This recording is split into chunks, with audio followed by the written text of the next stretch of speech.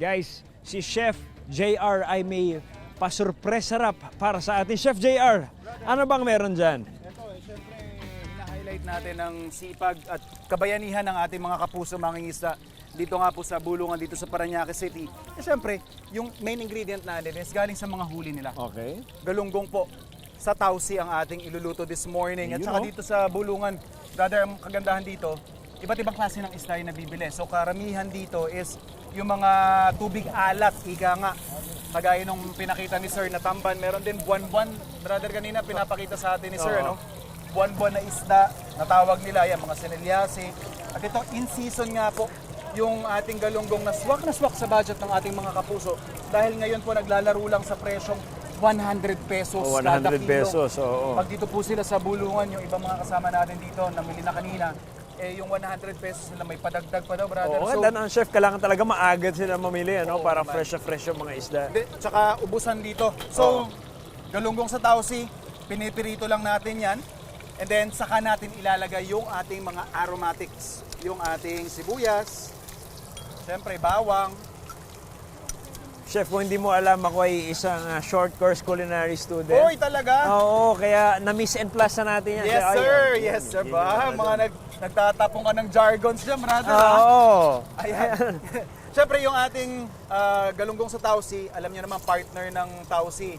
Madalas yan yung ating tokwa. Tofu. So yung alat kasi nung tausi natin would serve as parang seasoning na rin. So alalay lang po sa pagtimpla.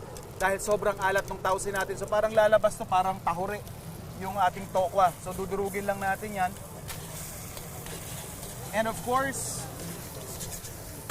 kung para medyo saktong alalay yung seasoning natin, brother, oyster sauce. Yan, Hindi oyster soy sauce sauce. yung panimpla natin. Kasi syempre, may halong tamis yan eh. Nakasama. Siyempre, mas buo rin yung lasa ng oyster sauce Yes, kumpara sir. sa soy sauce. Oh, ano? kumbaga, mas madali siyang i-manage. And then after nyan, garnish lang natin chilies and leeks. And ganun kasimple mga kapuso.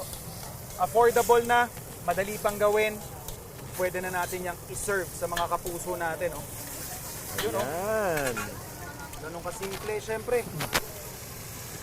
Bibigyan natin to sa ating mga kapusong mangingisa dito, Brother Juancho. Oo. I'm sure, kailangan din nila ng pampadagdag sustansya at enerhiya para sa kanilang busy day ahead. Oo naman, chef. Ayan, Tara. Yan, ibigay lang natin to. Yan na natin. i-serve Servan lang natin, oo. So napakasimple lang nito mga kapuso. You can even add more vegetables para mas sulit Ito si yung Kuya. recipe ninyo. And again, ang pinaka-key po dito is alalay tayo sa seasoning. Ayan, Brother Juancho. Si Brother Juancho na yung nag-serve para sa ating mga kapuso. Tay, Oh, Kuya. kung Sige bahala kayo. ka dyan tumikim. Partner Ah, nito yeah, talaga. bibigyan ko na sa inyo. Sige sir, tikman mo na po. Tapos tikman mo kung sabihin mo sa kanila. Kung Luto ni pasado Chef ba JR or yan. Bagsak ang luto natin mga kapuso. Ito mga kapuso. Siyempre, hindi po dyan nagtatapos ang pamimigay natin ng sorpresa para sa ating magigiting ng mga kapuso. Tumutok lang sa inyong pambansang morning show kung saan ang una pa, unang hirit. Magbabalik po kami. Brother Juancho, busy-busy. Oh.